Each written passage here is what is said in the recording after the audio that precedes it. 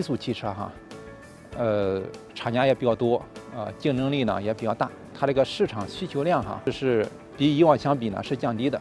23年呢，就是集团决定呢，就是做一个产业升级。通过我们对这个全球市场的调研，就是发现呢，就是最近几年吧，这个全球对这个高尔夫球车呢，就是需求量呢是不断的增加，而且这个市场前景呢，是非常广阔的。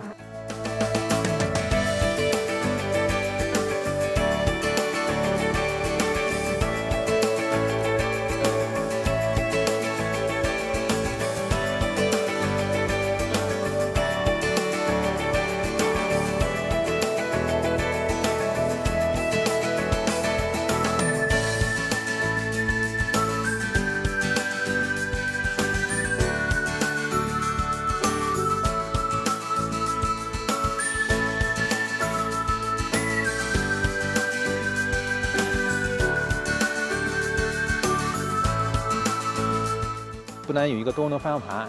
我们还有这个定速巡航，就是我们所采用的这个功能设置是这个高尔夫球车上面呢所没有的，也是一个创新。包括我们整车的结构、整车的车架，都是按照这个汽车级的标准来进行设计。